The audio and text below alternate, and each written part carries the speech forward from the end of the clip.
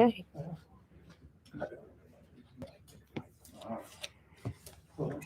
Okay, we have 6 p.m.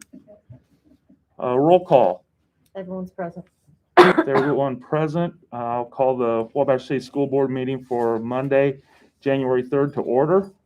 Will everybody please stand and join me with the Pledge of Allegiance? I pledge allegiance to the flag of the United States of America and to the republic for which it stands, one nation, under God, indivisible, with liberty and justice for all.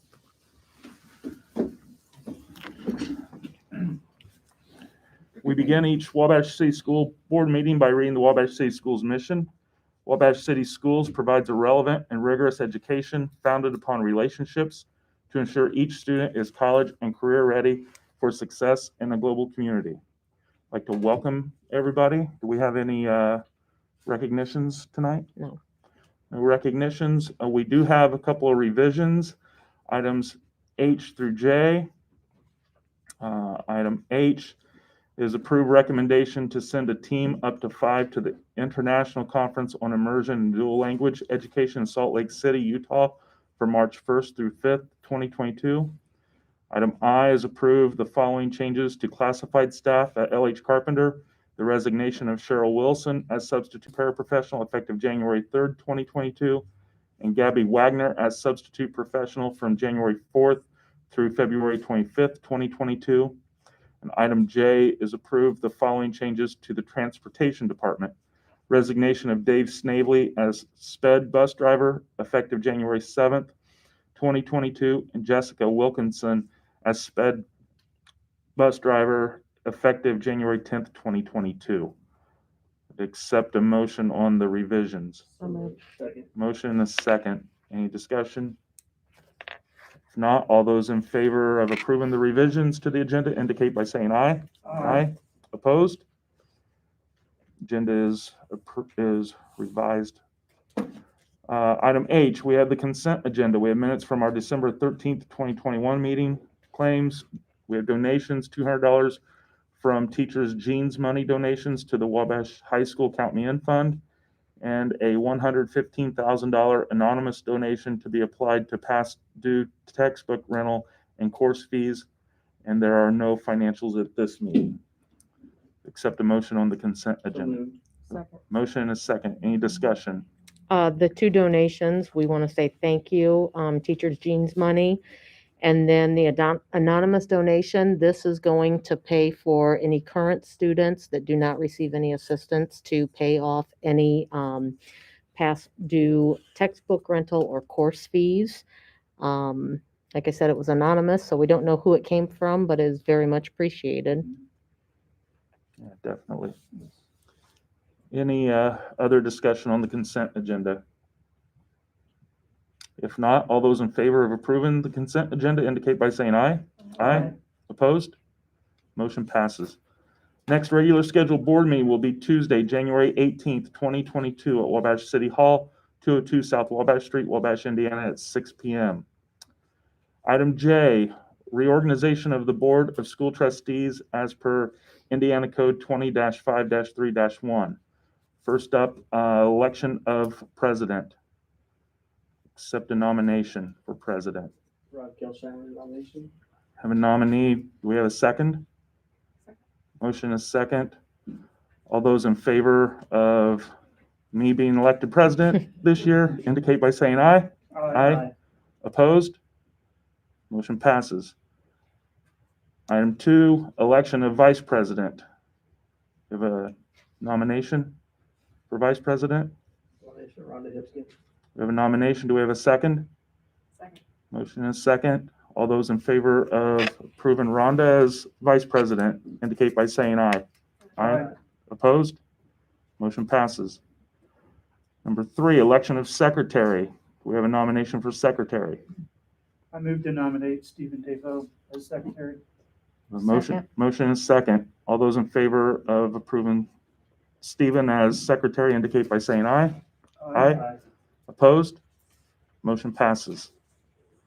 Selection of days, time, and place of regular school board meetings. We usually meet on the first and third Mondays, so Motion to continue first and third Mondays at 6 p.m. at City Hall unless noted. Second. motion and a second. Any discussion? Not all those in favor of continuing on the first and third Mondays of each month at 6 p.m. at City Hall indicate by saying aye. Aye. Opposed? Motion passes. Number 5, establishment of school board members' salary at $2,000 annually. Do we have So moved. have a motion? Do we have a second? Second. Motion is second. All those in favor of approving the salary indicate by saying aye. Aye. Opposed? Motion passes. Number 6, appoint of Michelle Huff as corporation treasurer. So moved. Second. Motion is second. Any discussion? All those in favor of appointing Michelle as corporation treasurer indicate by saying aye. Aye. Opposed? Motion passes. Appointment of Dana Wright as corporation deputy treasurer. So moved. Second. Motion is second. Any discussion? Not all those in favor of approving Dana Wright as corporation deputy treasurer indicate by saying aye. Aye. Opposed? Motion passes. Number 8, appointment of Jordan Tandy as legal counsel. So moved. A motion Second. and a second. Any discussion? All those in favor of appointing Jordan as legal counsel indicate by saying aye. Aye. Opposed? Motion passes. Number 9, appointment of representative to the Board of Managers of the Heartland Career Center. Yeah. I moved that Stephen Defoe represent us on the board of Heartland. We have a motion of Stephen Defoe. Do we have a second? Second. Motion is second. All those in favor of Stephen being our representative to the Heartland Career Center Board indicate by saying aye. Aye. Opposed? Motion passes. Number 10, appointment of representative to the Wabash Parks Board. I moved to keep Jason Fry as our representative to the Wabash Park Board. We have a motion of Jason. Do we have a second? Second. Motion is second. All those in favor of appointing Jason to be the representative to the Wabash Parks Board indicate by saying aye. Aye. Opposed? Motion passes. Number 11, appointment of representative to the Wabash Carnegie Public Library Board. Nominate Rhonda Hipskin. Nomination of Rhonda Hipskin. Do we have a second? Second. Motion is second. All those in favor of appointing Rhonda to be the representative to the Wabash Carnegie Library Board indicate by saying aye. Aye. Aye. Opposed? Motion passes. Number 12, appointment of representative to the Redevelopment Commission. I move that Rod Kalsheimer be appointed to the Redevelopment Commission. Second. The motion is second. All those in favor of appointing me to be the representative of the Redevelopment Commission indicate by saying aye. Aye. Opposed? Motion passes. Congratulations to everybody that's been appointed. Item K, effective January 1st, 1996, at the first meeting in January, every school board must designate the newspaper of qualified publications in which the school corporation must publish required notices per Indiana Code 5-3-1-4C. Recommendation that Wabash Plain Dealer, Wabash, Indiana, be the newspaper of publication. So moved. Second. Motion is second. Any discussion? All those in favor of approving the motion indicate by saying aye. Aye. Opposed? Motion passes. We have a few items of communication. There's no old business, new business, school spotlight. We do not have a school spotlight for this meeting. With the break, we are waiting until our next meeting, and that will be Wabash High School. All right. Item B, Wabash High School Student Council update. Oops.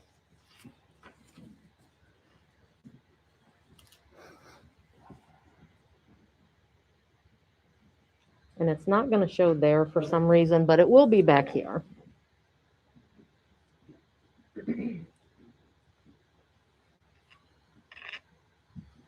Hello, everyone. Back again. I'm Brendan Rowan. I'm Ashton Shimwell. We're going to represent the student council today. So our basketball season, Wabash just hosted County Tourney on the 29th and 30th. Our JV boys won the championship, which is pretty cool. Our varsity boys came in a close second. Our JV girls placed third, and our varsity girls also came in a close second. They're all really close to fun games.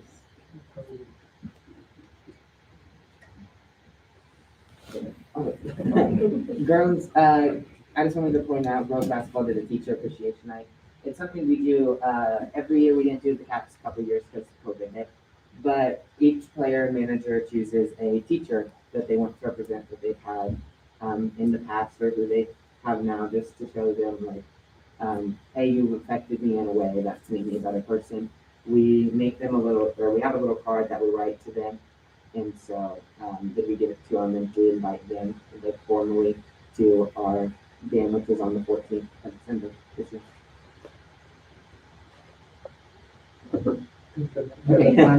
Okay. I'm talking about esports real quick. Overwatch, we had our state tourney finals on the 15th of December, and our team won that state title, so we were state champions for our Division A. Spring season for us starts January 17th, and then our tryouts are that Wednesday, and I think that's an okay day, so we haven't done it. But and then Super Smash Bros. They also had their tournament finals, and they also won that title. So, Allstate Honors Choir and Band, I talked a little bit about this at our last meeting, but I have a little bit more information. I was actually really grateful that I said something because we had an opportunity to be in the paper. So, if any of you saw the paper, the Allstate Choir members got a little interview, which was pretty neat. So it's put on by the IMEA conference, which is Indiana Music Educators Association. They have a 2-day conference, so most likely all of our music teachers will be gone that day, and they'll be in Fort Wayne. So the ICDA, which is the Indiana Choral Directors Association, they put on the Allstate Choir performance, and so I'm not exactly sure who our director is this year, but they're typically a doctor from amazing schools, and they've done amazing work. So I'm really excited for this year's. So the music conference is on January 14th and the 15th, I believe, in Fort Wayne, and then the performance is on the 15th. So they have a jazz band, they have an Allstate band, and then Allstate Choir as well. And those all happen right downtown Fort Wayne. So the choir performance is at 6 o'clock on the 15th at the Embassy Theater in Fort Wayne. We have 6 pieces total. There's a men's piece, a women's piece, and then mixed pieces of the rest. So they typically try to do a spiritual piece, a more modern piece, and then a language piece. So this year's Latin. And yeah, I'm really excited. Myself and then Marcus Haynes are the two who got into the choir.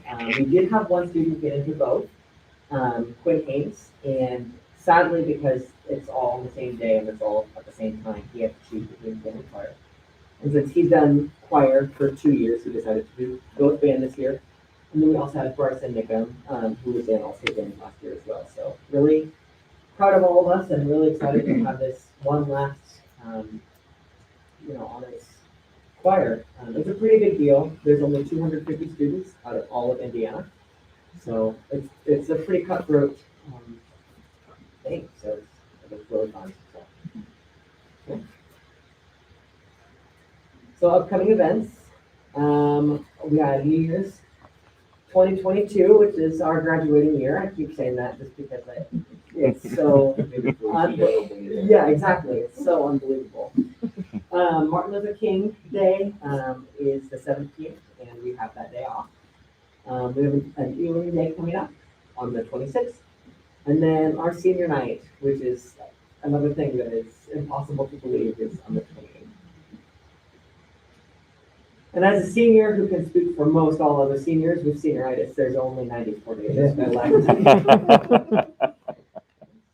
So that's our showcase. How Thank you. many schools are in the esports? The esports, that I don't know. There's different divisions, so we're in Division A. I think there's a 2A and like a 3A, I think. There might not be a 3A, I can't remember. But in ours, we face like Winchester Falcons, we play Mississinawa, Hanover, who else do we play? We play a couple other ones. I can't really remember, but there's probably 5 schools in our division, including us. And so, How many kids are in that? in mine, For you guys? for Overwatch, Yeah. I have, well, club, with club and varsity, I have probably on just my varsity, probably, because we have 6 and then 2 subs, so I have 8. And so club also probably has 6 to 8, so it's probably about 16 people. Well, you guys have obviously made younger kids realize that there's this option, so there you go, good job, guys. Yeah. I think Mr. Burns stated that Class A is 1,000 students and less, Okay, and 2A is 1,000 to 2,000, and 3A is 2,000 above. I thought I heard him say that. okay, that makes sense. Thank you, gentlemen. Yes, All thank right, you. thank you. All right. Item C, approve recommendation to pass resolution approving action taken by the City of Wabash Redevelopment Commission to establish a residential housing development program. I think we have, Do we need to discuss? we do, we need a motion, so So moved. we have a motion and a second. And I think we have, Mr. Gillenwater, are you here to talk about this tonight? Yeah, we can speak about it if you want, or if you don't have questions. Yeah, would you kind of give an overview of what we're discussing tonight? Yes. I'd appreciate that. So let me start by welcoming you back to the Redevelopment Commission. We had Rod for a little while, and then had Tanya for a while, and as of tonight, we have Rod back. So jump right in where we left off, I guess. And then I think on that report we just saw, which explains to me why I don't play Super Smash Brothers online against anyone. I get smoked every time I try.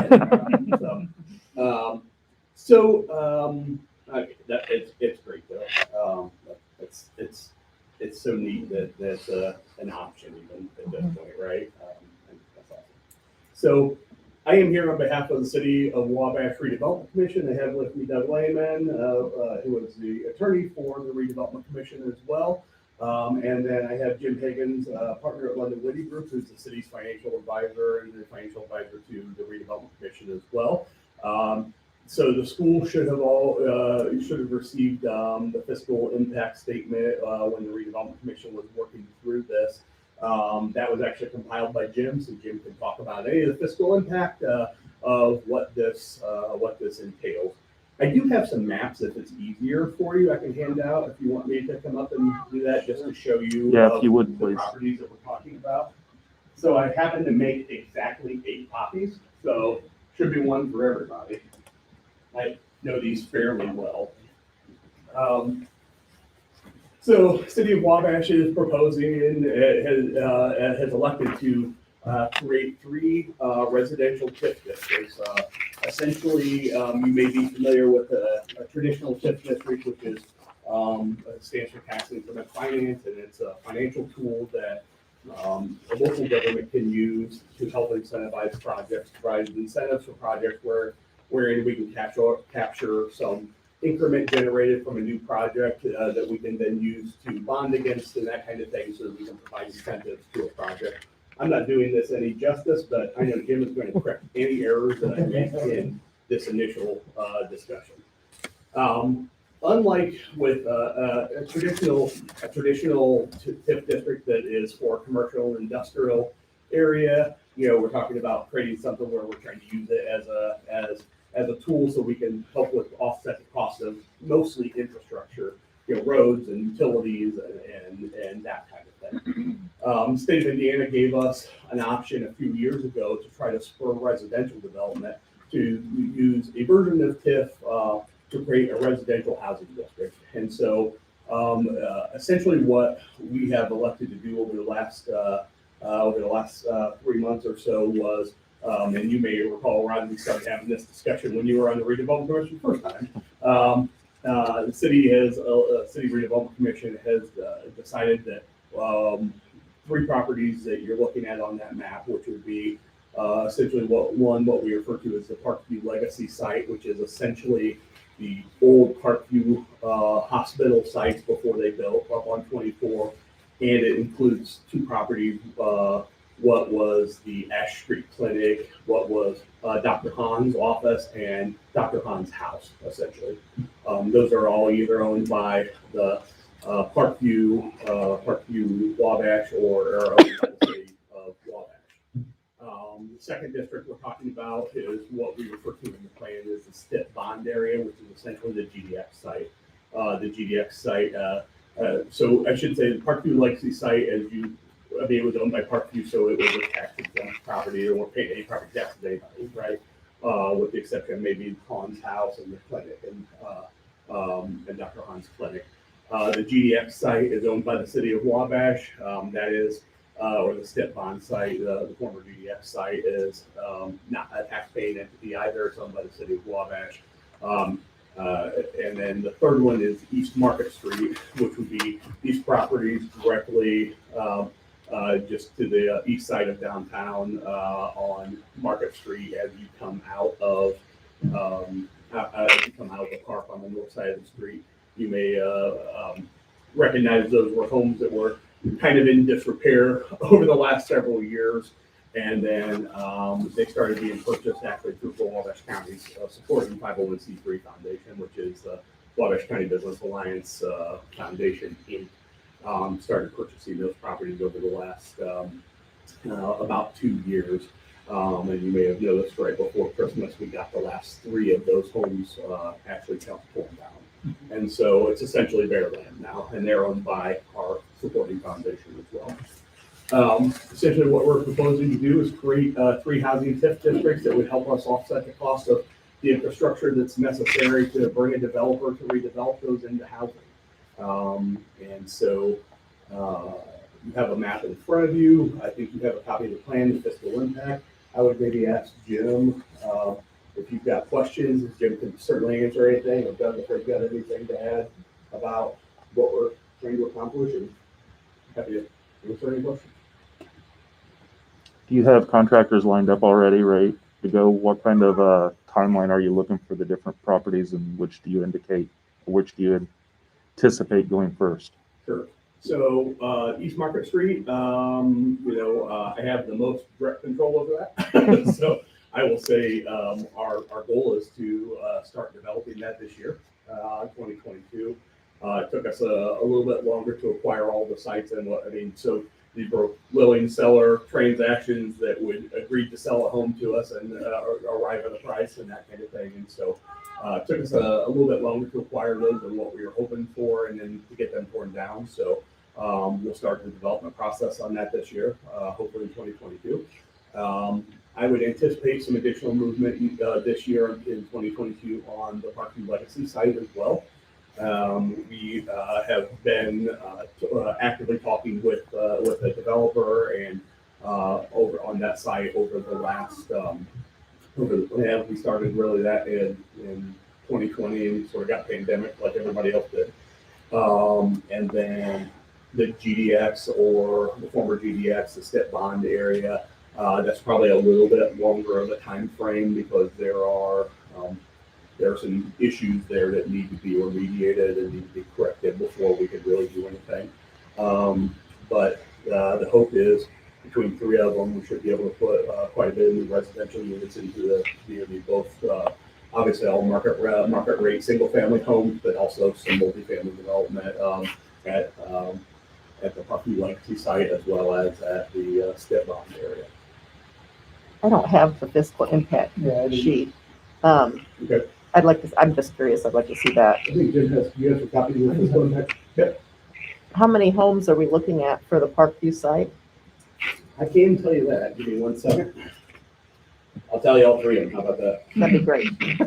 So for the Market Street area, East Market Street, approximately 12 residential units. Again, we're talking about one side of the street that has a cliff behind it, essentially. Right. So there are some development challenges there. If you're looking to buy it to put your big backyard, probably not the place for it, right? What kind of home will that be? So that'll be more something that is more suited to a downtown living environment. I would think probably a common wall sort of unit that is able to be purchased. condo, if you will, but we certainly don't use the word condo on things. But a unit you could purchase. Single story, What's that? single story? We've looked at a few different options. It could be single story, it could be two-story ones, kind of like a brownstone sort of idea to it.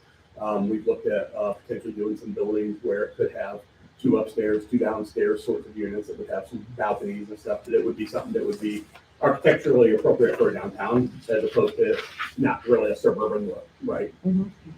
The legacy area, which would be the Parkview legacy area, we're proposing essentially 51 single-family residential housing units and approximately 40 new construction multifamily units. And these would mostly be 1 and 2 story, just kind of homes, kind of a little bit different look than what you see in Wabash right now, though, kind of a new urbanism sort of look to it, open into like a common yard sort of thing, a big great lawn sort of thing, as opposed to having everybody's individual fenced off backyard and that kind of thing. Homes that all kind of open towards each other and that encourages people to be together and be able to do that kind of thing. And then the stiff bond is approximately 50 single-family units, along with 100 new construction multifamily units or apartments, if you will, and about 52 single-family residential common wall units as well. What was the last one? 52 single-family residential common wall units. Think of a nice duplex, something along that, where you'd have a building that would have a couple of parts in it. What kind of timeline are we looking at for these? Yeah, so again, I think for the timelines in our development plan, obviously give us a little bit of time, because some of this is going to be affected by, as you start bringing new units on, particularly when you start getting into the multifamily. Before another developer jumps in on building one, they're going to see how the first one did, right? To make sure that the units are getting sold or the units are getting leased and that kind of thing. Obviously we're trying to get going with East Market Street yet this year.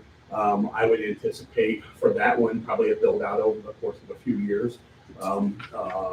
We'd love to be able to find a developer who would come in and jump in and start building all of them at once. More than likely they'll build 1 or 2 buildings and see, what the absorption rate is in the community, and then start building the rest of them. Same thing with the legacy. I think you'll see the multifamily and some of the residential, the common wall units start going up probably in the shorter term.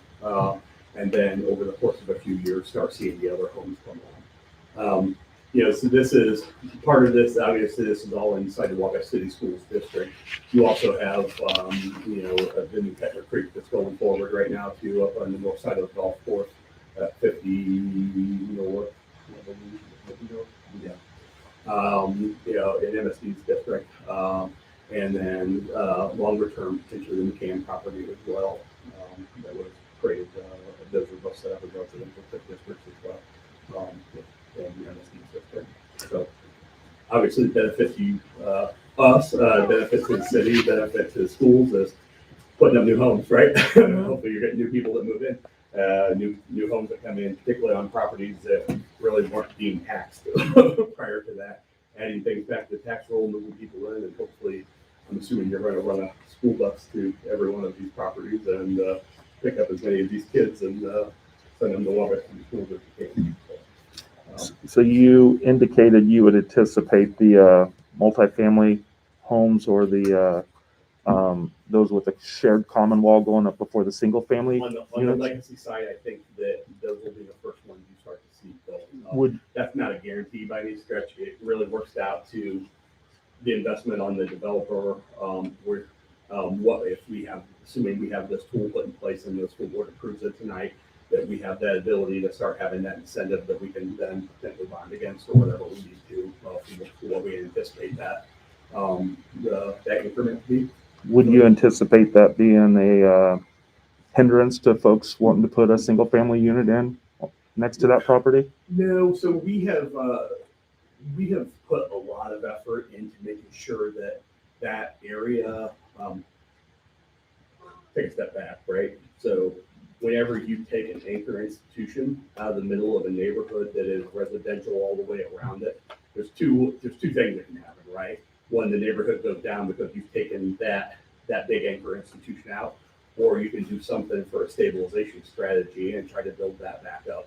The thing we have working for us in our favor is, frankly, that it's a nice residential neighborhood around it. I mean, you drive around and you see people taking care of their property, you see people mow the grass, just the little things that make a property something that people want to do. So people are used to having essentially bigger, traffic sort of units around that. You had hospital there, you had emergency vehicles and that kind of thing. You've got adjacent to that site, and actually on two sides of it, you have a senior care, senior living facility that's already in that neighborhood as well, which is a more dense population, right? And the way we are tentatively looking to design it is we would go from a higher density to a lower density as you go kind of across the site. So like all the same, you wouldn't have single family duplex all intermingled. You would essentially have kind of single family with a clear demarcation to a little bit more dense, like the common wall units, and then you've got the road, and over there essentially on the parking lot where you already have essentially a multi-family denser unit already there with the senior living there. That's where you would put the multi-family. So we don't, yeah, and these are all market. We're proposing these all be market rate housing, right? So not a subsidized sort of unit, but these are all, including the apartments. yes. So I guess, just to be clear, what exactly will we be voting on tonight then? Essentially, so unlike setting up a commercial or industrial TIF district, when the legislation was passed to set up to allow communities to do these residential TIF districts, one of the requirements is that we take it in front of the school district of where that property lies, in front of the school board, and have you essentially agree that we can set up these residential TIF districts. So that essentially the resolution tonight is that you are in agreement that we should do this and try to bring as many residential market rate units to the community as we can. So the resolution that's in front of us not only indicates the three properties that you've spoken towards, but it also lists the two properties that aren't in our district. Yeah. Are we able to vote on this resolution as it is stated, since those two lie outside our district? Yes, the references are actually in the whereases clause, and they're making reference to the overall plan that has been already approved by the redevelopment commission. What you're being asked to do is just to grant the authority that the Wabash City Schools have to authorize those that are in the Wabash City School District. We had the same question when we were before the Metropolitan, because when we were before the Metropolitan School District, it makes reference to the Wabash, and everybody's going, well, wait a minute, we don't have anything to say about that. Yeah. The actual body of the resolution is after the whereas clauses, and again, it's just making reference to the total plan. But your approval only applies to the district of the project within the city school district. That's why I brought these over. I assumed it was okay, but I wanted to ask that question anyway. Yeah. Is there any other questions or discussion from the board? So I have a question. So once these houses, if this gets approved and they begin getting built, we receive no property tax monies from these buildings, correct? So you, when we established the TIF district and we essentially sign off on this, you will receive whatever you have received off of that property as of the date that we actually established it. Okay. So that base is already established of what you were getting off that. We essentially will capture the increment to the redevelopment commission so that we can use it to pay for the infrastructure. Okay. any of the new development essentially, but for us doing this, that this development wouldn't occur, right? And how long is that for?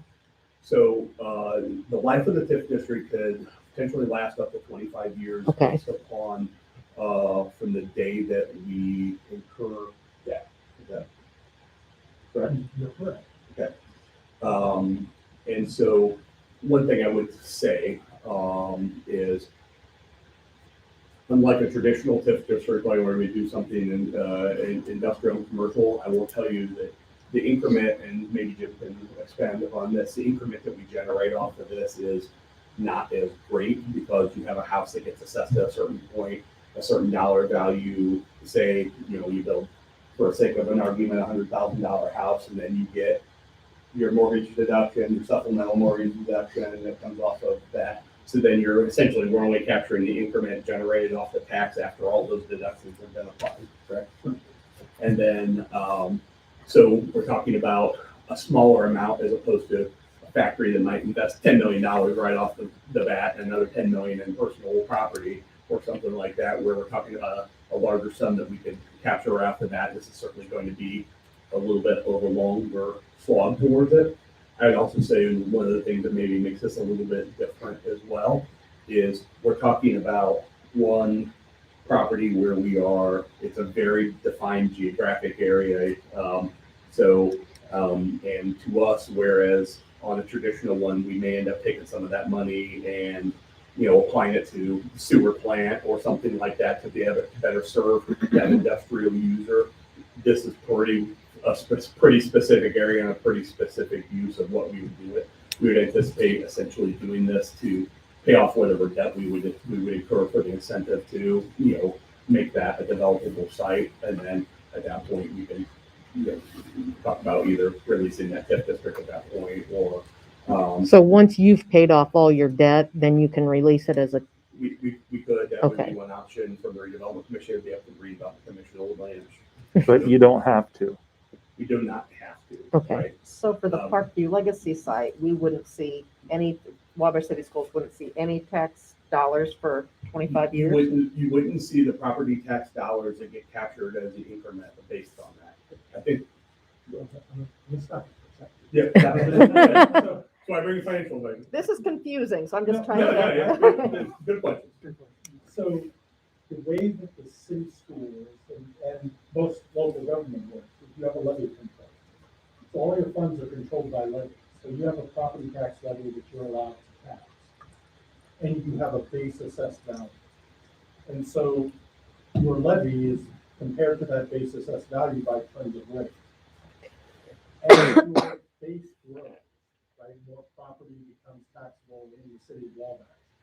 Your levy remains the same. And your rate to the individual homeowners goes down. So if these new houses came online without the help of the TIF, the city schools would get no new dollars from that development. You would still get your levy. All right, it's just that everybody would have a slightly lower tax rate. And so the purpose of these 3 pages, the fiscal impact plan that was sent out in its totality was like 29 pages. I boiled it down to 3 pages for you. The first one looks at this comparison that Keith talked about between the actual market value of the home. And so if you take that middle value of $300,000 home, a home that assesses at $300,000 market, if you will. By the time you take a homestead credit, a supplemental credit, a mortgage reduction, the actual assessed value on that home is only about $147,500. That's what a $300,000 home comes to. So you have that's out there. The other issue that faces homes is we have property tax caps on our homesteads, 1%, 2%, 3%, right? The property tax caps. So given the city's tax rate, if you tax that $147,500 assessed value at the current city tax rate, that property would pay like a $5,000 tax rate, which is greater than 1%. So the most that we can ever hope to capture, the most that $350,000 home is ever going to pay in property taxes is $3,500. 1% of its gross value. So you're at the first constraint, right, property tax. The second and third page of that study shows the impact of $1 million worth of captured assessed value, shown in 3 schedules. And the easiest way to walk through this is the first schedule, first scenario is just what exists today, right? That's the city of Wabash's kind of makeup of who all gets taxed, right? The city, the county, the school, the library, the township. And then the second says, if we were to capture $1 million, the third page is $1 million of commercial development. The second page is roughly $1,030,050. And that's assuming we have 7 homes at $300,000 range that were assessed for, so it kind of got apples and apples. So it takes 7 homes to get to $1 million worth of taxable AV at $300,000. We can only capture $21,000 off of those 7 homes when they're totally built. And so if we captured those 7 homes, we get $1 million. If those same 7 homes came into being, but we didn't have the TIF captured, the school corporation would get $0 new dollars in revenue because of levy control. But your tax rate would drop 0.62 cents per hundred. So 0.6 of a cent would be the drop in your tax rate. Right? So there's this, and that's why I wanted to stop, because there's this misconception that we're getting revenue. And there's no revenue to be had. When the TIF district's dissolved, Redevelopment Commission doesn't capture money on it. But neither does the school, nor the city or the county. That money just goes away because the base gets raised, the tax rate. That's the whole purpose of TIF, is you capture the growth to pay for what's needed. So if we need to incentivize developers to come to make lots affordable, so we need to pay for some infrastructure, some pre-development, water, sewer lines, sidewalks, streets, not landscaping, drainage related issues. Those fees could cost $1 million. We're going to get it $4,000 at a time. In a commercial development, building goes up if it's taxed right away. In a housing development, we may have a house or a lot sell tomorrow. They get built on later this year. It doesn't get assessed until January of 2023, and they pay taxes in January 2024, June of 2024. So we've got to carry the cost of this development for 18 months on the first house. And it may take 5 years to build out all of the sites, right? Because as Keith said, nobody's coming in on day one and building 20 houses. So our return to the city is kind of over a longer period of time, because we have to wait for those houses to be built. So that's the impact. And the difference between the second and third sheet is, second one is based on 7 homes. So we have to have $2.1 million worth of gross assessed value to generate roughly $1 million of taxable net assessed value. Whereas if we were doing commercial development, $1 million worth of commercial development to get us $30,000. So we need twice as much assessed value to get roughly 70% of the dollars that we would get from a commercial development, and we have to get that over a long period. So the idea would be, for as long as we need to capture, we would capture, and as soon as we had what we needed, the district would collapse, and again, no new money gets generated. But tax base grows, tax rates grow. Levy stays the same. And it's potentially 300 units that we would be adding to our community, which I know from experience, finding a place to live is very difficult. And so the reason that schools get involved, I think, are 2 reasons. One, because it impacts schools. Mhm. The key we're here to talk about is new commercial development. That's great, but that doesn't necessarily bring rooftops. And rooftops bring children. Here, there's a direct in, we're building rooftops. Rooftops have this bringing children, which has an impact to the street. And so one, to make sure that you're aware of that, two, we're not bringing 100 new kids to the system tomorrow. But then there's also the upside on the school is for every new student that you bring in, right? ADN grows, and that's where your instructional is through the ADN. Didn't you say at the very beginning, 2 of the 3 properties were not on the tax roll anyway? Because it was Parkview owned and city owned? Yeah, So we're not really losing anything because they weren't on the tax none of rolls them to are on begin the- with. Yeah, so as of right now, none of them are on the tax roll because RC3 purchased the other these Market Street properties. So Correct me if I'm wrong, but all these are in the Wabash City Schools District, right? yes, all of these are in your district. Thank you. Yes, thank you very much. That was very helpful. And for teaching, thank you. I bring Any- smart people with me. Sign of a good leader. Any other questions? Any other questions or discussion from the board? If not, I will go through and read the resolution, and then we will vote individually whether to approve or whether we're voting against. So, bear with me as I try to read through this. Resolution of the Board of School Trustees of Wabash City Schools approving action taken by the City of Wabash, Indiana Redevelopment Commission to establish a residential housing development program.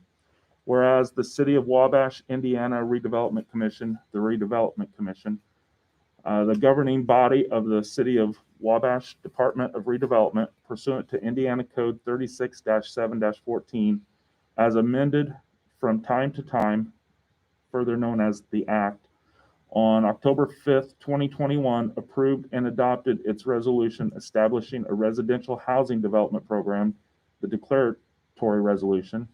And whereas the declaratory resolution designated areas known as 1, the Kentner Creek Residential Economic Development Area, 2, the Market Street Residential Economic Development Area, 3, the Legacy Residential Economic Development Area, 4, the McCann Residential Economic Development Area, and 5, the Stitt Bond Residential Economic Development Area, collectively known as the Economic Development Areas, as economic development areas pursuant to Section 41 of the Act, designated the entirety of all the economic development areas as allocation areas pursuant to Section 39 of the Act, approved an economic development plan for such areas, the plan, and established in the economic development areas as a component of the plan, a separate residential housing development program for the allocation areas pursuant to Section 53 of the Act.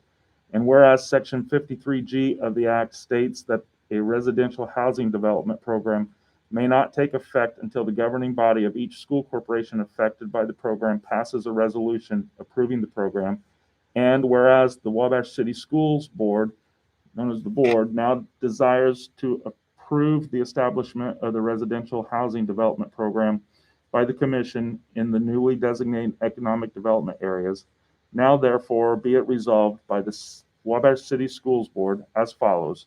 1, pursuant to Section 53G of the Act, the board hereby approves of the establishment of the residential housing development program as set forth in the declaratory resolution and the plan. And 2, this resolution shall be in full force and effect after its adoption. Adopted and approved at a meeting of the Wabash City Schools Board held on the 3rd day of January 2022.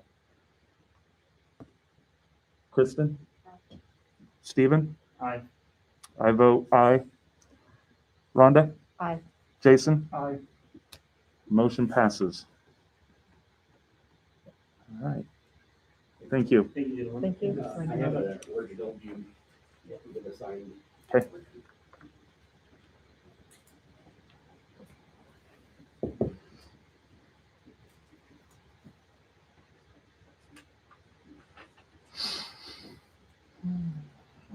Not our first for your long commission meeting is tomorrow, 4 p.m. Yeah, I got the email. Is your pen working? Yeah, this one works Okay. now, Steven. An extra one, thank you.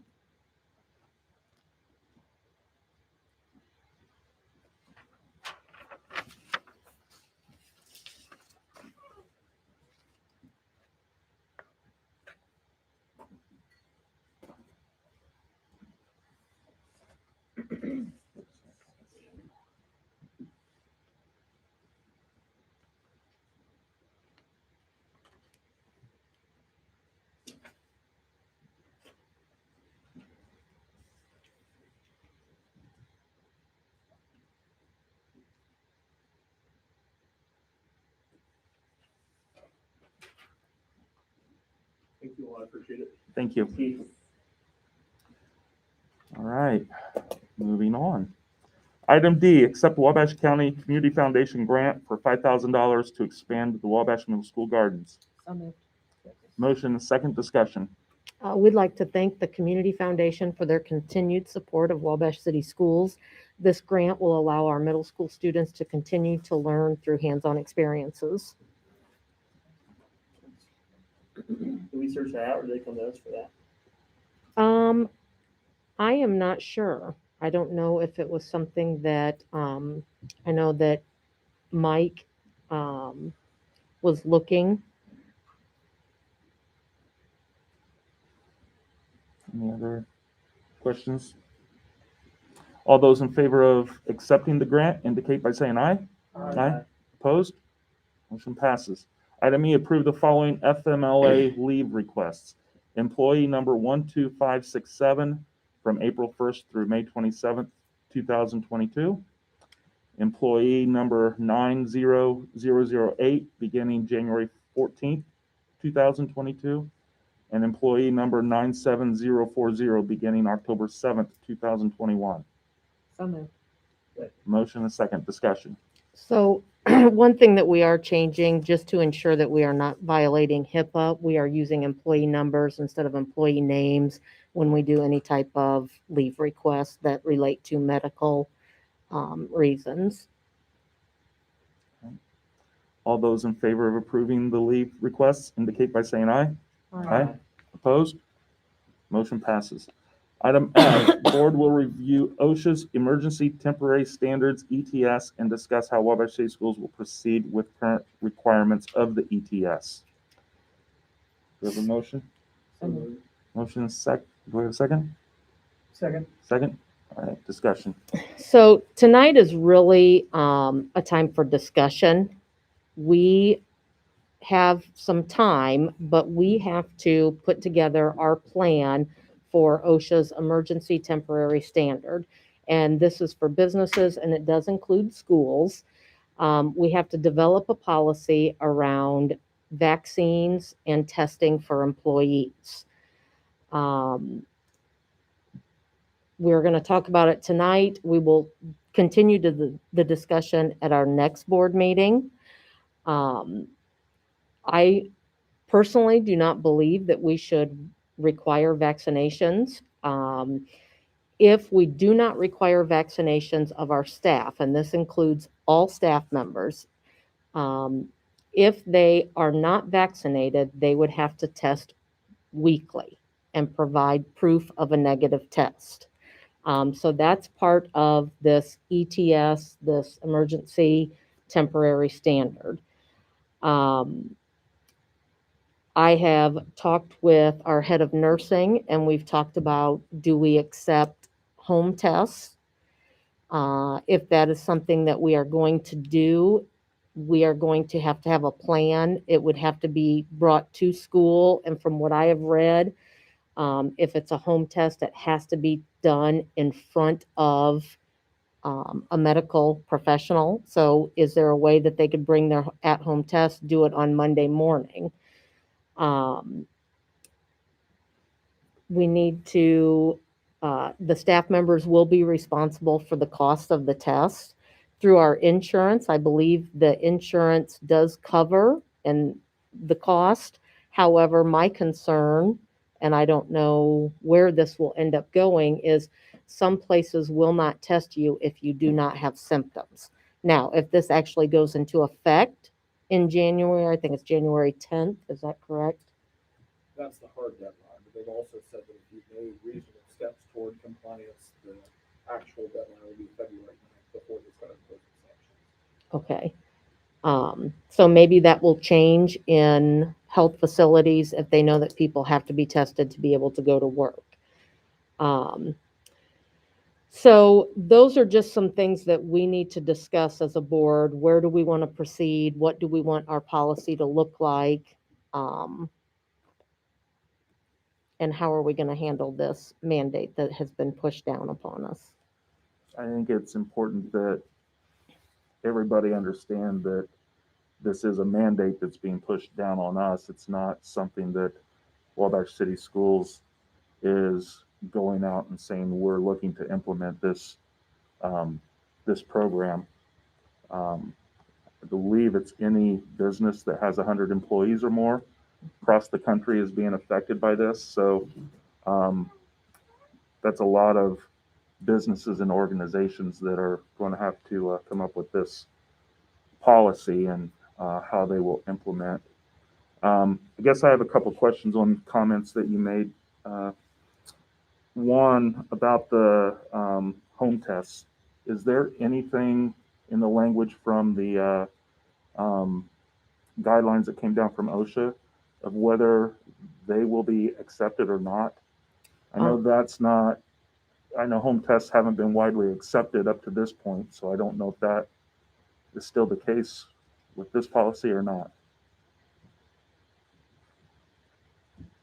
I don't know that they say it is accepted, but I don't know that it says it's not acceptable. And two, will they have to provide a negative test result before they can come to work that week, or would we be able to set up a testing protocol? They take the test. Would the teachers or staff members be able to go to work wearing a mask? And then if the results came back negative, then they would have to quarantine, or what? Yeah, what? I guess that's the question. What's the logistics, and how do we? The OSHA, it says that they have to provide a negative test before they can come to work.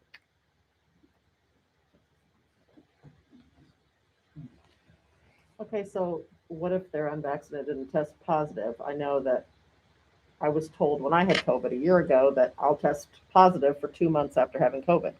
So are they going to, after they have COVID, are they going to have to continue to test weekly and they're going to test positive and they're not going to be able to come back to work?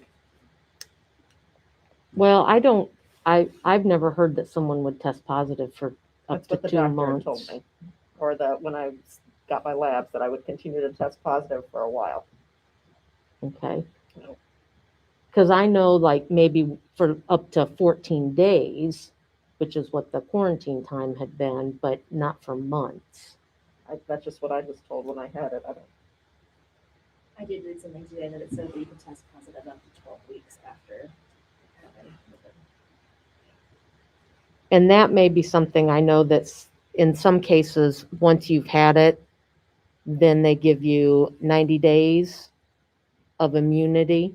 So that might be something that if you have proof that someone has had it, it might be 90 days that they would not have to. They would still be able to come to work, but yeah, I don't know. I mean, with the testing, that's something we'd have to talk to the health department about. What is the cost of the test, like the at-home test, as compared to like if they're gonna have to pay for, a test at Walgreens or whatever? What's the difference in cost for that? I think the at-home tests run about $20 to $30, and I think you get 2 in the package. If you can get it. And did we say our insurance does cover the cost of testing at like Yeah, hospital for or- one, but I don't know if they're gonna cover the cost of going every week. Yeah. I mean, I think that's some answers that we'll need to find out so that our staff members have an idea. we also have been told that the vaccination rate for Wabash County is 40%. So if that's true of our staff, then we would be testing 150 people a week. So, I mean, Well, I don't know how they're gonna get tested. I don't know how 150 people a week are gonna. and that's just us. Yeah. That's That's, just us. that's not other Yeah, that's not businesses the in whole the, rest of in the the community. What sort of sanctions are we talking about? You said before they start imposing sanctions. It's yet to be seen. This is still getting fought out in courts, but likely sanctions from OSHA or fines and. And how does this work? Is this like, it's a mandate, but is it like a temporary thing until we, we're not gonna have to continue this forever, right? How long, I mean, this could be a temporary thing, right? So called the somebody emergency that doesn't wanna temporary get, standard. Yeah. I'm sorry, It's called the emergency temporary standard, so Okay. I'd say as long as OSHA says it's that, assuming the courts uphold it. so somebody that doesn't wanna November of get next year. vaccinated will just they could write it out and hope it goes away sooner rather than later. And there still is potential between now and February that they could come back and put a stay on it and we not have to go through with this, correct? Right, there was a stay issued, and that was lifted 2 or 3 weeks ago, but the case is still getting fought out in various districts, court of appeals districts. So if a decision gets made between now and January 10th or February 9th, we might have our answer and not have to go through with this. Now I think we're just planning for the contingency that it does go into effect, and we have a policy in place. I agree. And I did meet with Nurse Kelsheimer today, and one of the things that she is going to do is begin again collecting information on those that are vaccinated, because anybody that's vaccinated, we don't have to go through this. Now that includes that they've been vaccinated and they've had their booster if they're eligible for it. So that was one of the things within this OSHA guidelines, is that businesses need to start that process of collecting data on their employees to know who's vaccinated and who is not.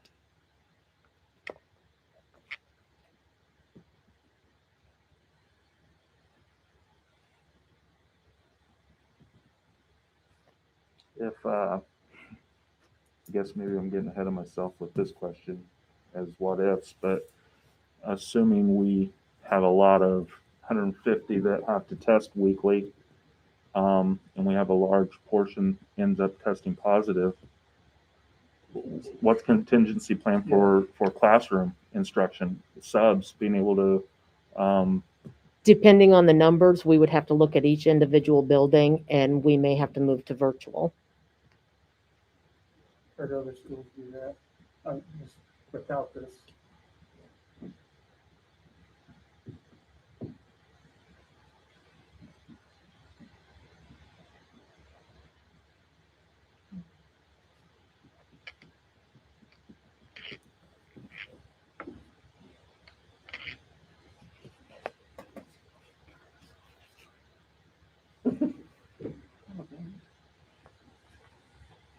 any other questions from the board? Jordan, So- any comments from you on?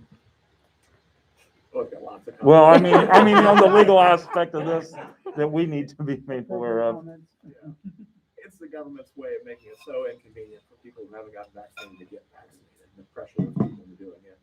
The practical impacts this is going to have on schools and businesses if it goes through, I don't think they've completely contemplated, but we have to do what the government tells us to do. So I will ensure or double check, can we use home tests? We can check with the insurance. Yeah, I'll If this talk goes tomorrow. through and someone has to have this done weekly, is it going to be covered? And then I will see if I can get a hold of the health department about the positive, if it's recurring, and see if there's anything in the OSHA mandate about that. Do they get 90 days of immunity after they have tested positive? Does the health department would they be the ones to contact, or would it be Parkview Health regarding testing of individuals that aren't symptomatic? Probably both. Because, yeah.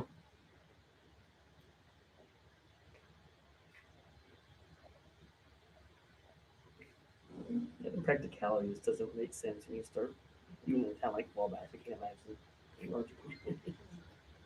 Okay, so I will continue to find this information and share with the board so we can discuss it at our next meeting as well. Have we even, I mean, I'm just thinking through like the logistics of testing. I knew you said it had to be in front of a medical professional or like a health facility. Yeah. You know, should we start thinking that through too? What it might even look like? Well, when I talked with Shar today, and we said if people wanted to bring the home test in and do it, our nurses are already working with students from the time they get, in their building to even after hours. So one of the things we wondered was on Mondays, could we have a sub nurse that is assigned to a building and goes and does the home tests with the individuals that need to have that done? That might be a way to get that covered.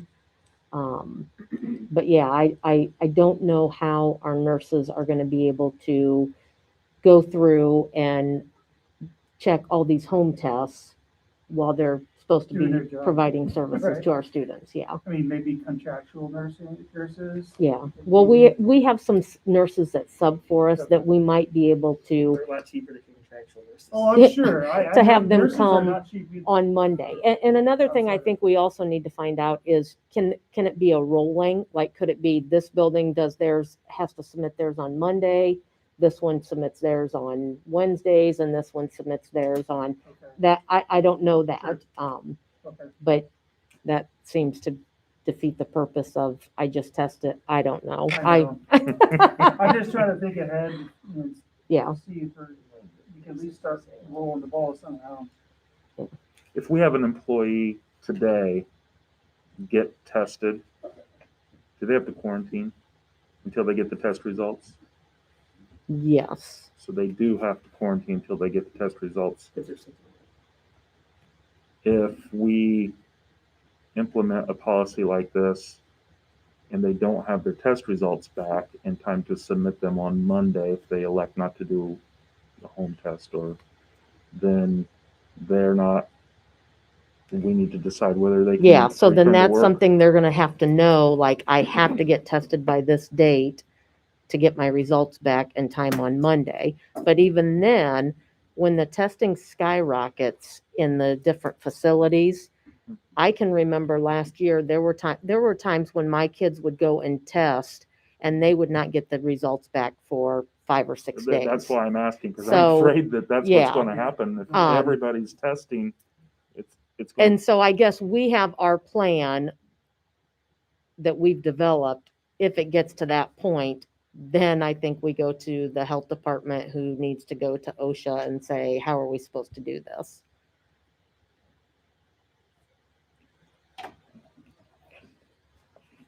Any other comments or discussion on this? All right. Amy, you'll bring answers to those questions at the next meeting. Okay, thank you. All right, we'll move on to the next item on the agenda. Item G, board will discuss new Indiana Department of Health CDC guidance and update return to school procedures as needed. We have a motion to. So moved. Second. Motion and second discussion. Okay, so last Thursday, I think it was maybe either Tuesday or Wednesday, the CDC updated their guidance for quarantining. And the IDOH had a webinar for school administrators and nurses. And so I watched that webinar, and based on that webinar, I recommend we make the following changes to our return to school plan. Now, the Indiana Department of Health has not updated any guidance on their webpage, but they did put the slides where they've outlined all this on their website. So you can find these on the Indiana Department of Health guidelines. So students who test positive now only have to quarantine for 5 days. They can come back on day 6 if their symptoms have improved, which includes they have to be fever-free for 24 hours without using any fever-reducing medicine. When they return, they must wear a mask, which we are already mask required, so that's not something that's a major change for us. Any student that is contact trace in a classroom, we get to continue because we're wearing masks. They get to stay in school and continue to wear their mask. A student who is contact traced outside of the classroom, and this includes, so it could be at lunch when they have their mask off, it could be a home exposure, it could be an extracurricular activity. So if they are contact traced from one of those outside classroom settings, their quarantine days can go down to 5 unless they're vaccinated. If they're vaccinated, they get to stay in school with a mask. One thing we need to make sure that families know is when it says fully vaccinated, it also means that they've had a booster if they're eligible for it. If they're not fully vaccinated, including their booster, they would have to quarantine for 5 days. And on day 6, if symptoms have improved or they don't have any symptoms, they are able to return. But again, they have to wear a mask. One thing that we do want to note that if it's someone on a sports team and so we have a positive case on a team, the whole team gets quarantined, it would be for 5 days. When they come back on day 6, they have to wear masks on the benches and while they're not participating. So that is going to be a little bit different because we did say, oh, you don't have to wear a mask, but with this guidance, they do have to wear a mask. And then mask on buses remains unchanged. Those are still required.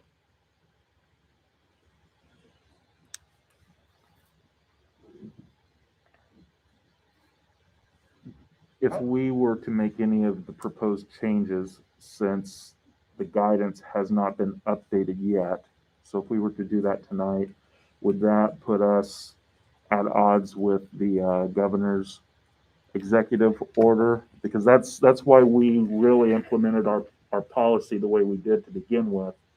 So would these changes put us in non-compliance with that order?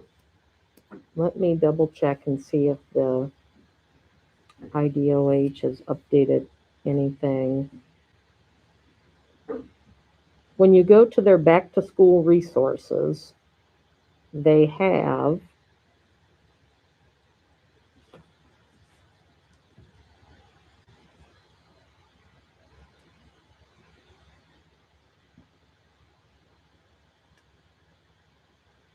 updated K-12 guidance for isolation and quarantine, and that includes everything that I just reviewed.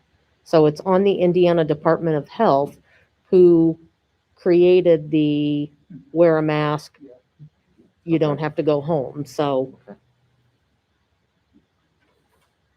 So if you were going to mask optional, how long would students have to wear their mask once they return back if they were having to do that process? it would be for days 6 through 10. Okay. That's it, I know, sorry.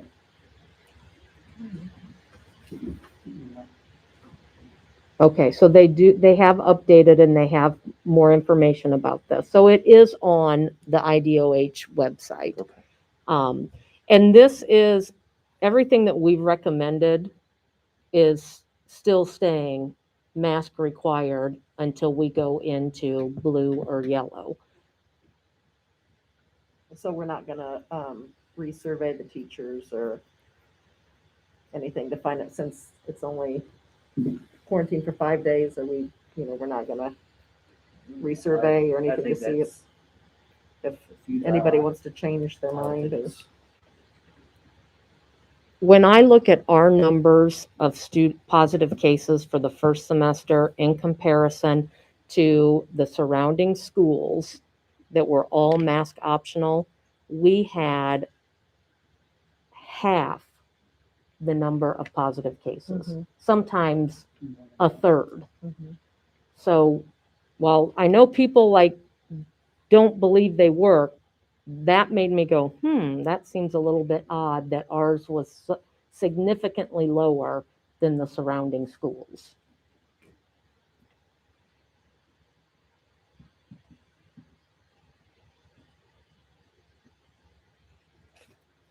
Also looked at this, I mean, we're reducing the quarantine time if they have to quarantine at all, which is also a benefit to parents and families.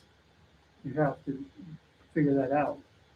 So, I mean, if anything, I think it's moving in a more positive direction for some, be more helpful. I do wonder if we're gonna have more sick kids though coming in. Yeah.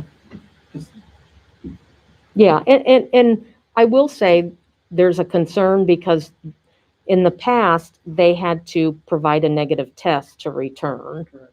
at day 7. Well, now we're letting them come back at day 6 without a test. So this is something that, the CDC is going by their research, and I believe in research, and so I feel like if they think this is okay for schools, then we followed all of their guidance to this point. I feel like we go with this, and Does this require a motion or anything from us, or is this It just? will require a motion from us. Unless that's, because we're changing the return to school procedures. yeah, we'll at least need to have a motion to change our return to school procedures to be, to follow the Indiana Department of Health guidelines For quarantine. for quarantining. I'll make a motion to update the return to school with the IDOH CDC guidance. Second, Motion is second. Any further discussion? how are we gonna get this information out to parents? Like before, we send it out in many different ways. We're gonna do the same Yes. as soon as possible. Yep. If this were to go through. Yep. Okay. All right, any other discussion? This would be effective immediately. Yes. So like any students currently quarantining, will they get to come back early? Like if somebody's on day 3 of the quarantine, will they be able to come back on day 6? We just got back to school today, so Oh, you're right. we should- unless we quarantine somebody today, we should be good. Yeah. So, Yes. but I guess anybody that tests positive today, that's their lucky day. Yes. All right. Oh, All so right. effective immediately if we pass. Okay. All those in favor of approving the motion indicate by saying aye. Aye. Opposed? Motion passes. Item H, approve recommendation to send a team up to 5 to the International Conference on Immersion and Dual Language Education in Salt Lake City, Utah from March 1st through the 5th, 2022. So moved. The motion, do we have a second? Second. Motion and second discussion. The 2022 International Conference on Immersion and Dual Language brings together researchers and practitioners from the United States as well as all over the country to share, or all over the world, to share knowledge, expertise, and best practices. The 5 participants will be myself, Sarah DeGaudio, and then we have 2 DLI teachers, and then 1 middle school administrator. We're not sure if it's going to be Mr. Mattern or if it'll be Mrs. Warnock. The participants part of this conference is we get to go to school visits. Utah is one of the leaders in dual language immersion. And so we will be able to go and visit middle schools and high schools to see how they have made the transition of DLI from elementary to secondary. So that's kind of the big draw of this conference is we get to spend a day in their schools. And this is paid for out of Title II, which is specifically dog-eared for professional development.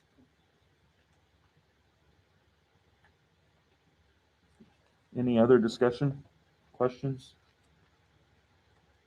All right. If not, all those in favor of approving the recommendation indicate by saying aye. Aye. Opposed? Motion passes. Item I, approve the following changes to classified staff at LH Carpenter. Resignation of Cheryl Wilson as substitute paraprofessional effective January 3rd, 2022. Gabby Wagner as substitute professional from January 4th through February 25th, 2022. So moved. Have a motion and a second. Okay, so Kathy, help me with this. This para that resigned was filling in for a para who is now substitute teaching for a gal that is student teaching. Okay, and so she decided she did not want to fulfill this position, so we now have Miss Wagner who will fill in from January to February, and we are thankful that we were able to get her quickly. Any questions from the board? If not, all those in favor of approving the recommendations indicate by saying aye. Aye. Opposed? Motion passes. Item J, approve the following changes to the Transportation Department. Resignation of Dave Snavely as sped bus driver effective January 7th, 2022. Jessica Wilkinson as sped bus driver effective January 10th, 2022. So moved. Motion and second. Discussion. We'd like to thank Mr. Snavely for his service to Wabash City Schools, and we welcome Miss Wilkinson's to our Transportation Department. All those in favor of approving the recommendation indicate by saying aye. Aye. Opposed? Motion passes. Items from superintendent. First, I would like to welcome Kristen. We're excited to have you. I hope everyone had a relaxing break. It's hard to believe that we're halfway through our school year. I also want to congratulate our boys JV basketball team for winning the county tournament. Our boys and girls varsity teams played awesome. They were nail-biting games against Southwood. Congratulations to Grant Ford and Samantha Walter, who were both winners of the Bill Rogie Sportsmanship Awards. And also would like to congratulate Libby Mattern, Riley Yoakum, Isaac Wright, and Trevor Daughtry for being named to the Wabash County All-Tourney teams. I can say as a former basketball coach, sitting and watching basketball game after basketball game after basketball game was a dream. So it was a great way to spend 2 days. As we look towards second semester, we have several learning opportunities for our staff in the coming months, and I look forward to learning alongside our principals, teachers, and staff. Any questions for Dr. Sibley? Right. Items from Chief Business Officer, Mr. Stone. Ain't nothing. I was gonna congratulate the Rogie winners, but she's still with me, so very good.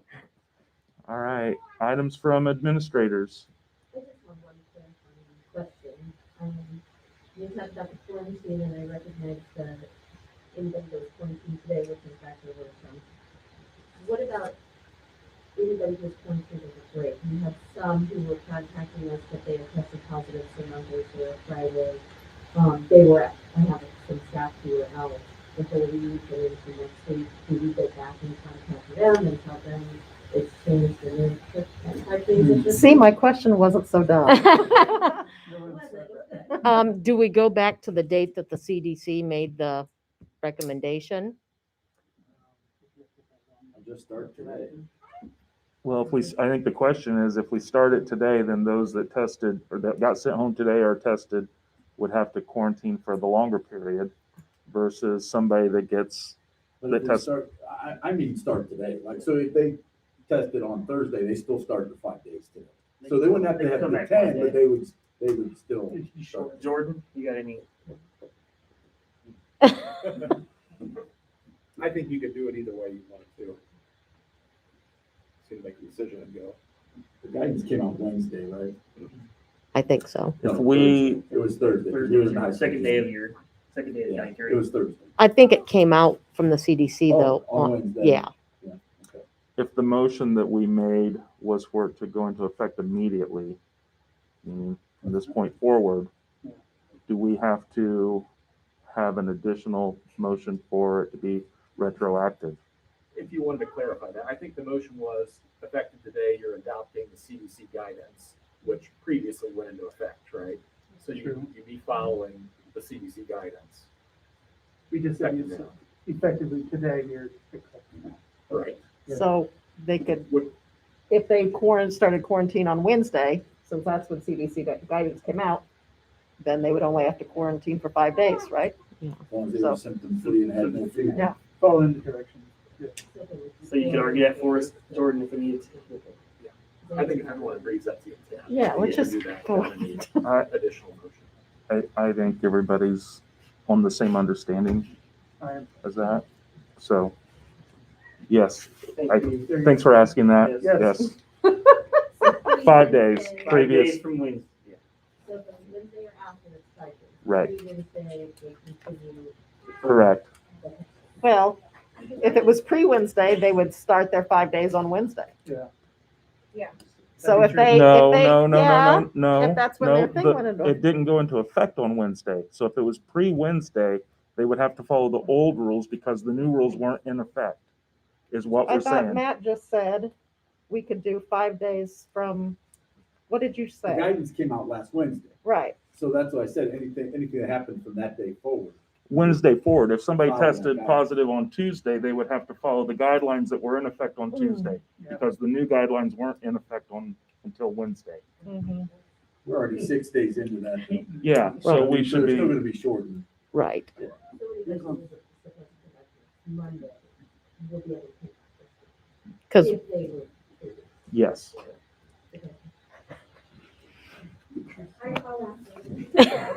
in the notes so I can go back. Yeah. You are taking notes? Clarify that for my wife, will you, so that she's not mad at me.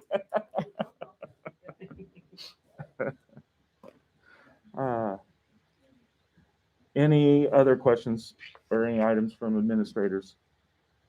All right, items from visitors. Just an additional shout out to 2020 to Alex Dinkins, who was on our Daily Voice team and was MVP for the Daily Voice. Okay. Alex. And then the second thing was just how you guys on the back of the whole COVID situation.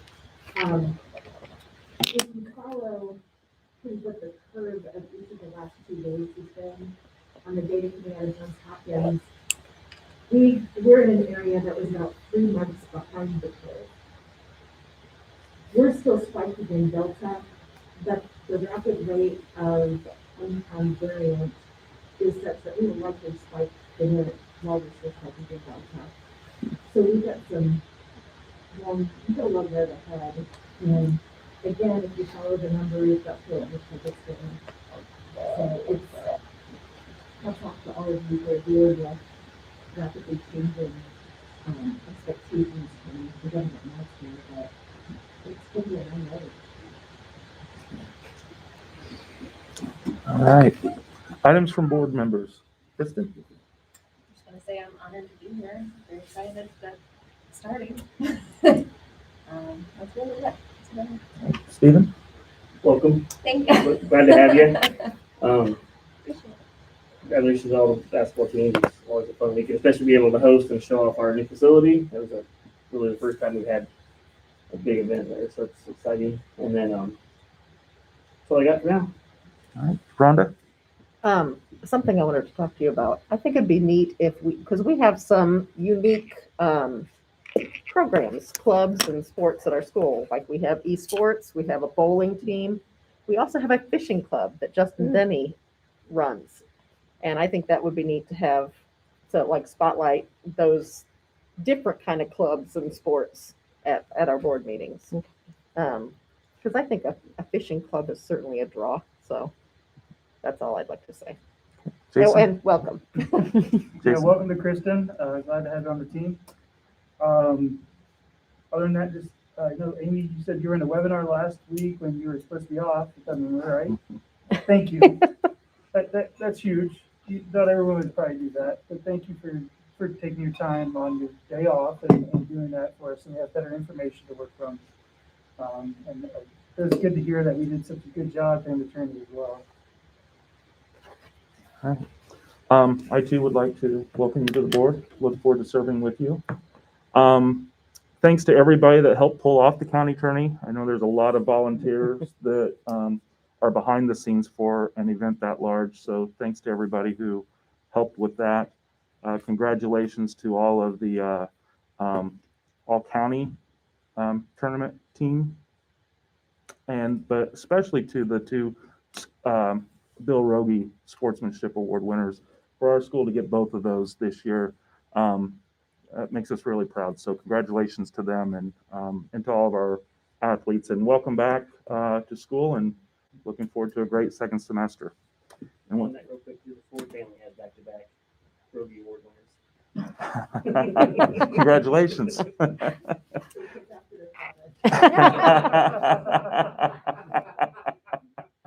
And with that, I would accept a motion to adjourn. Second. We are adjourned. Thanks, everybody. Thank you. Hey. All right.